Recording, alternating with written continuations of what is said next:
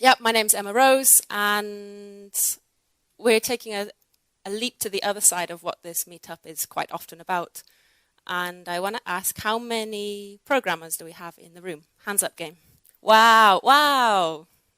How many people aren't programmers in the room? Okay, are you designers? Stay hands up if you're designers. Hands down if you're not a designer. Are you artists? Business people? Few shy hands. Proud business people. Come on. Your employers all. Some of us. But that's fantastic. This is going to be 20 minutes of stepping back. What I'm going to say may not make masses of sense for everybody. That's okay. Hopefully it starts to make some sense in the future. I studied as an experience designer, as a master's. I was working as a designer, a service designer, worked with interaction design, and got a bit fed up with it not meaning very much. And experience design is probably the fluffiest thing you could apply onto any design discipline. We're going to try out, just because everybody looks a bit too sleepy. To start with, when I click my fingers, we're all going to hum. Doesn't matter what note you go for, just hum your hum, and we'll keep doing that, and we'll see what happens. Ready? Are we ready?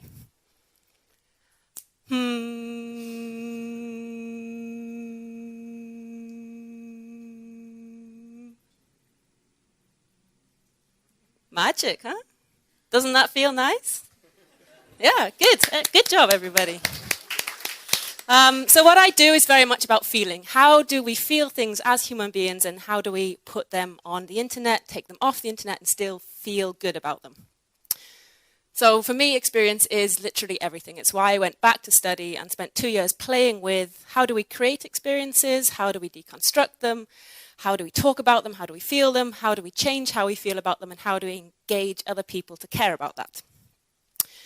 How many German speakers do we have in the room? Hands game again. I'm not one.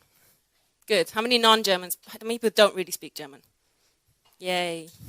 You're with me. German speakers, you have a very sophisticated language to us non-German speakers. You got these two words that I didn't know about until I went and started digging into the word experience. So as a native English speaker and pretty shitty at every other language, I didn't realize that there was two words, and experience was just this thing. It blew my mind. I was really like, Two. On the right-hand side, Erlebnis. German speakers don't make fun of my bad pronunciation. So this person on the right, yeah, you're right, is having an experience that is framed by time and space. It's one event, she's having this experience, she's weaving on this loom. Person on the left has this Erfahrung experience, so she is having an experience that has been accumulated. She's teaching this person. Her experience is accumulated over years and years and years of doing that exact same thing, day in, day out, at that same loom. So she has this very different understanding of the experience she's doing right now.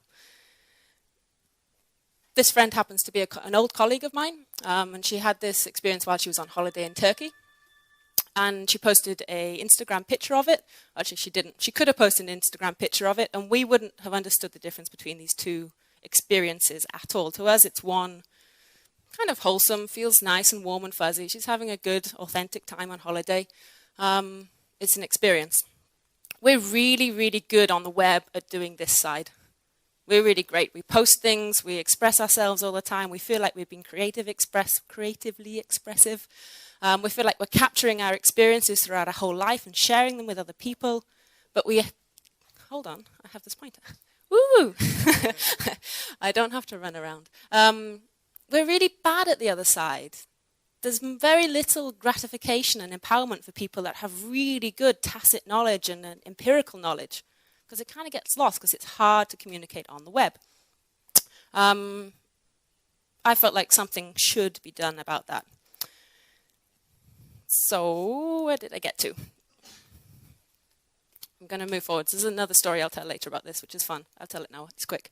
So this woman decided she bought a rug in the market in Turkey, Felt very wholesome. She did post that picture with her and these other guys and the cats and everybody and their mothers and the tea service that she'd spent the whole day choosing the rug. She thought she had a really authentic experience. She then said, "Where do you make the rugs?" And they said, "Oh, it's my sister. She can teach you how to make a rug if you like." Joking. This woman is slightly over-enthusiastic American, said, yeah, I'd love to, please. She spent the next 40 hours, 40, which is the whole holiday, sitting with this woman making this little rug, which she now lovingly describes as the ugliest thing that she owns. But I love her story very much. Some people can get really geeky about this experience stuff. So as a quick sort of more introduction as to why do I care about this, as I said briefly, after sort of training as a designer and working in both the service design community for more corporate structures like big banks, but also for not-for-profits and for local government in the UK on healthcare, I wanted to play. So I went and studied a master's in experience design, read a lot of theory. There is a lot out there, surprisingly. But then spent time researching, studying, working with people to create events. We created parties for things like the Nobel Prize Awards, saying, how can we get really into creating an experience for these sort of 5 or 6 or 7 or 8 people particularly. Looked at how memory is formed, because I think it's quite important when we talk about giving people experiences, whether they're going to remember it, we want them to. Is there a specific thing we really need them to remember? How they forget those memories over time, how they store them. We explored what it feels like to be blind. How does it feel if you go to a museum and you have the guided tour for a blind person? As designers, we should be thinking about all these things. Whether we're online or offline, it's basically the same thing in my brain. We're still humans trying to discover things, have experiences. Then I had some sort of realization that there was a problem here, which was scale.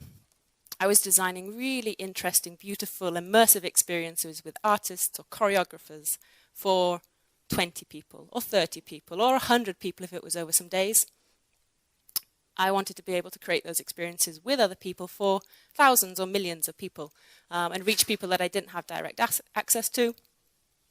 I spent the next 2.5 years starting a company with some friends, great co-founders and a good team called How Do, which tried to look at some of that sort of Erfahrung experience. How do we help people to feel positive and empowered and creative and energized about knowing something, sharing that, but not making it into a long-winded learning experience. It should be quick, it should be social, it should be easy to use, it should engage, it should look beautiful, but I should also learn something or feel good about learning something or sharing something. So that's what I did for the next 2.5 years. We recently closed that down. In fact, servers went dark today. Well, bye-bye, how do. And so new projects on the horizon. That's experience design in a nutshell. If I was to come down to it, it's about caring for people. It's about being courageous.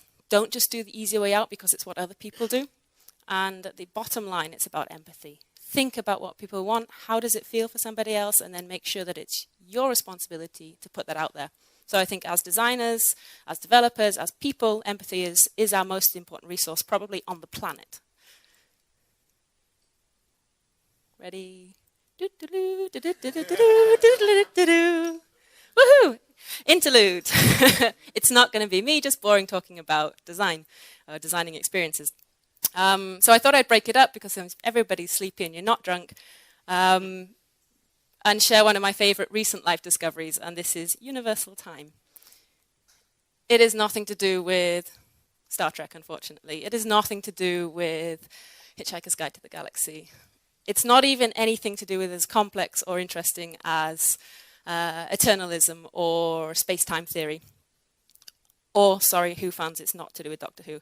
It is just about taking the time to care about the people that you work with. It is about looking at the time that we share together and working out what you're responsible for. So if I gave a quick example of maybe like 60 to 70, I'm going with that because I already did the math, because I'm not an engineer, would mean that my time I'm using up now in my 20 minutes is roughly about 23 or 4 hours of everybody's time. So of universe time, I'm using up a whole day right now, so I better do a good job. But as designers, engineers, people who create stuff, when we put stuff out on the web, we're using up, 10 minutes to do something, 2 hours a day, half a day to do something, is the impact that that has on everybody that uses it. Every single person that uses a bad command. How much time are we wasting, and how responsible are we for it? Interlude over. Back to experiences. Victor Papanek, some of you might be familiar, think Swedish, sort of 70s design guru, philosopher, general interesting guy to listen to, made this quote that and I'm updating it for him, for he didn't know better, but every person is a designer. Take that further, and when I'm looking at experience design, how is everybody that we know in the world designing experiences for other people, or how are we creating experiences for ourselves? This is a favorite example. So I'm going to run through a quick kind of few of my favorite recent examples. I love the person that decided to write, "You go, girl," up here on the wall. Who knows how many people that impacted on whatever day that felt dark or grey in New York.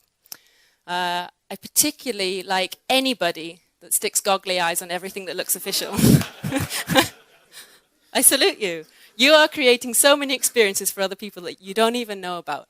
And some people take it a little far and get really philosophical about things. This used to be in Brick Lane. I don't know if it's still there. No mind games, I think. So, fuck off. This is in the local garage at my parents' farm. The local people, I don't know how they use this, but it works for them. They're creating experiences. The old workshop in a school in Norway. I mean, come on. Spain.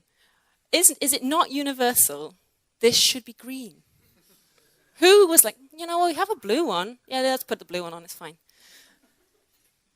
Literally, on Friday, I'm sitting in the airport being like, my Mac battery is getting a bit slow and sleepy. Every plug socket I came to had this strapped across the front, and other ones had a small sign here that said, CCTV in operation. Ooh, I don't know what to do. So I stayed in a friend's house, and their cleaner came. They have a cleaner, comes every 2 weeks and leaves the house looking lovely. How civilized. She wrote up all of my pennies in little lines. And put all my toiletries out, and my passport and tickets. I can't even remember how I left them, but how thoughtful of her in some way to think that that would be nice for me. She has no idea, but she's taking her kind of gut and giving some care and using a bit of courage to say, this is how I do things, I think it's going to be good. One last one. Lots of people collect faces that are on things. I just have a bit of a bugbear with these people because there's no baby seats that I've ever seen that don't have a face on the back of them. So I'm wondering if there's a secret pact. So when we look around the world, when we look with kind of as fresh eyes as we can, and this is kind of how I see my world all the time. And this was a paragraph that came out of my thesis, which was about finding patterns is one thing, but then finding where something deviates from that pattern is where actually something can happen, because people are interested, people are engaged, something's going on there. That's the logical context to actually make something happen. After collecting all of these examples and going through what I would show today, I found this from a friend's feed, and I was like, oh, yeah, okay, I should have just shown this. Great example. It happens all the time. We design something. People know better. People are really good at knowing what they want to do, why they do it. They don't really kind of know. Question? No, I didn't. Please tell. What happens after a really strong rain? Aha. Good old designers. They did their user testing research on a rainy day. Oh, thank you. So yeah, looking, listening, looking for patterns, and then looking at where there is no patterns. You know what's coming.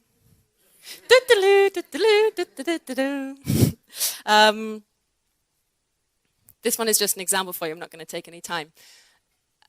Procrastination is one of my bugbears. I really hate it, and I find that I need it in order to actually get my brain into a figure of doing things. So this is a tool I took from a friend and somebody who inspired me. He's an illustrator in the States, and he said, if you give yourself 20 minutes, nothing else, a piece of paper and a pencil, not a fancy mechanical designer pencil, a pencil that doesn't break and doesn't do anything. You don't have to fiddle with it.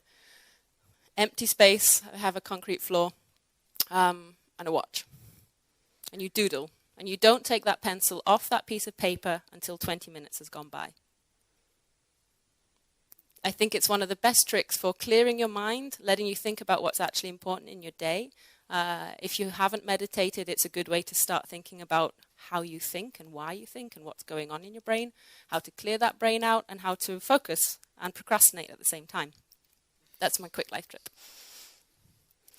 All right, I realized that I promised opera somehow in the introduction to this talk. And this quote rolls quite nicely into the last quote that we looked at before the interlude. I just read it to you. What really communicates emotion may not be melody or rhythm, but moments when musicians make subtle changes to those musical patterns. So this came from a study into musical expression by a professor in Montreal. I have notes. McGill University in Montreal.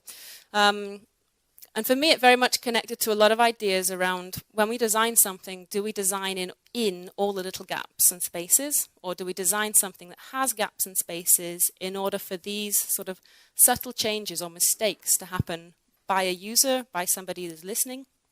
And for me, it's the latter. I really, really get frustrated when someone designs absolutely every little bit of time that's there. So if we look at the kind of an experience design curve of a climax, so if we're going kind of nothing's happening, here's an experience that we designed for someone. Ooh, something's going to happen here.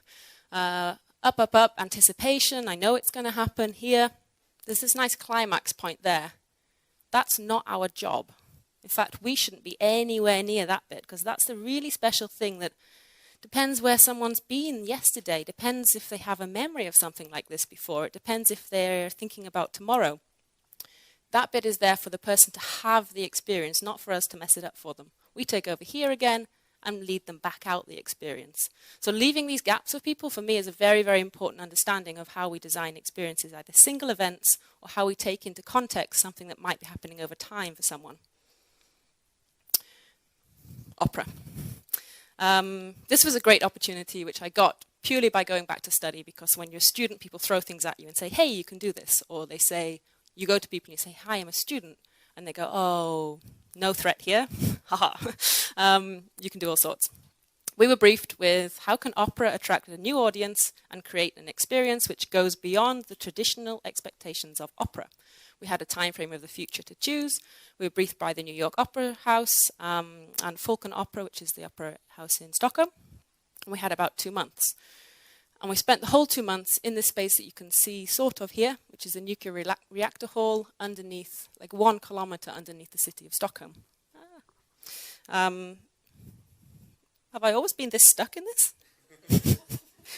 Okay, we'll leave it. I feel more stuck now. So we started out by looking at our objectives, and I found these when I was looking at the notes, just to come back to it today, because I think they're actually quite interesting. At the time, they didn't feel really powerful, but looking back with hindsight, I can see how they can actually be more interesting from this perspective of having done more things on the web.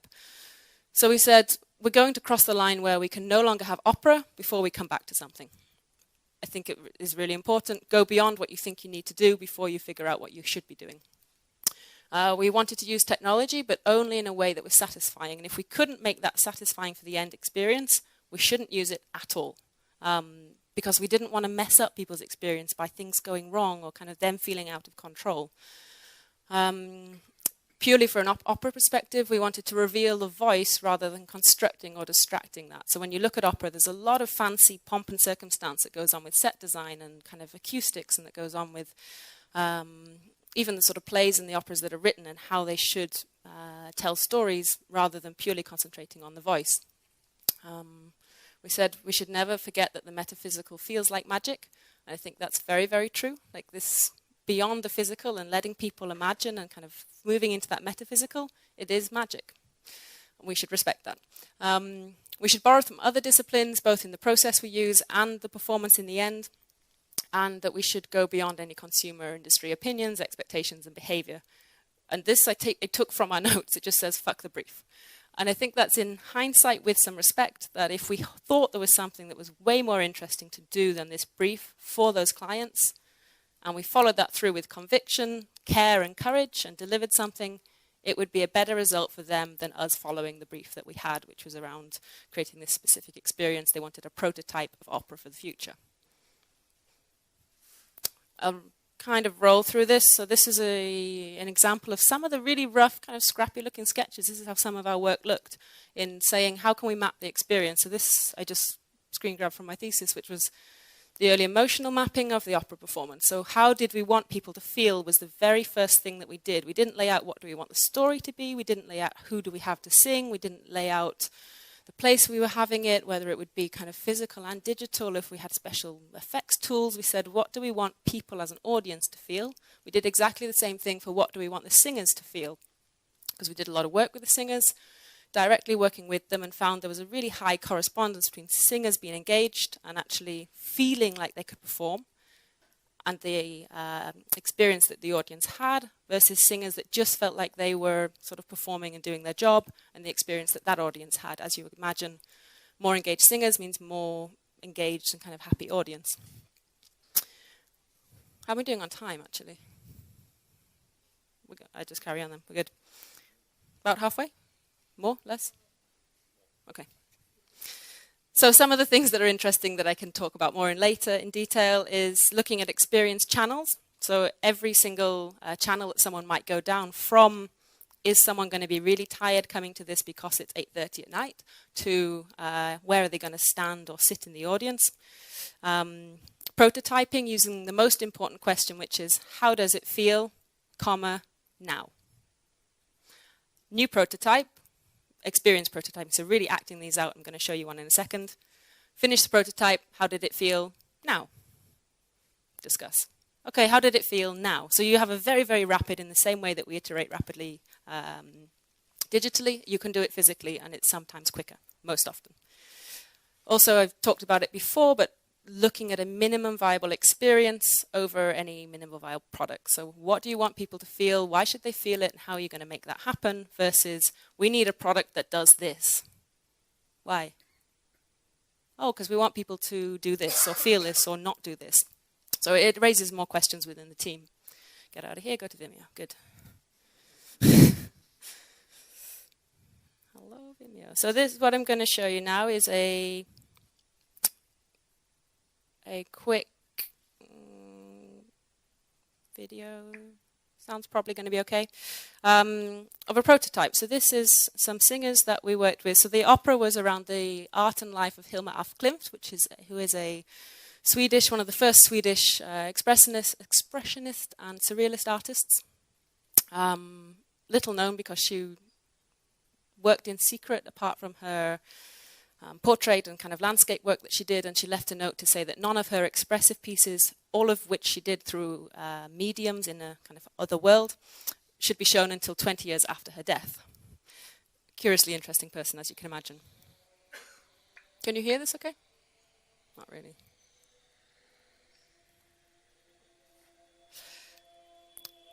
So the thing that we started to do here was, instead of working with a librettist and as a scriptwriter and a director, we had some improv comedian actors come in and work directly with the opera singers and say, how would you sing this if you were to just improvise? And we gave them some of the scripts of which the mediums had used in the life of Hilma af Klint. So there's a book around how she worked and some of the scripts and conversations she's had. We gave those two pieces of input to the opera singers and saw what happened. And we were exploring how close or far away is an audience, how does different sensory deprivation affect the way that you experience opera. There's something magical, as we started to hear with the humming, when you have somebody, especially an opera singer, has this incredible voice right next to you. Like, that's an experience that you can't really recreate somehow. So we want to look at how the dynamics of that worked.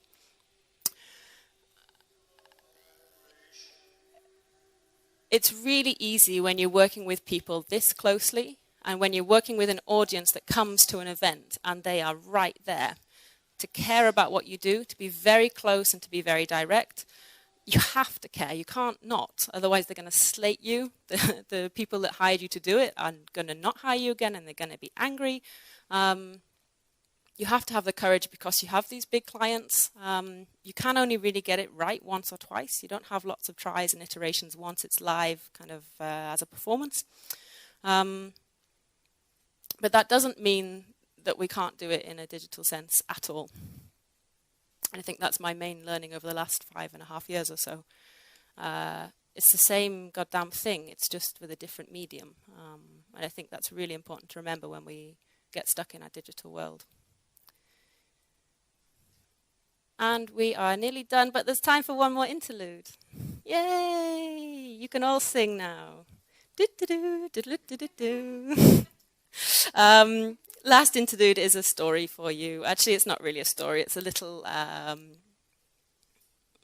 learning about time that I learned from a previous boss, a guy called David Hyatt, who runs something called the Do Lectures, which, if you like people talking about things that they know about, is a great place to start. The story goes that time is limited, and therefore it's expensive. It's why companies seek to take time out of each process to save money. That's why when you phone a company up, you can't speak to humans anymore. Instead, we press 1 for a suckier service, or we press 2 for an even suckier service. We get it, and we don't really like it, but nobody thinks that it's better, and we certainly don't care about it. Essentially, it's just more efficient. We understand that.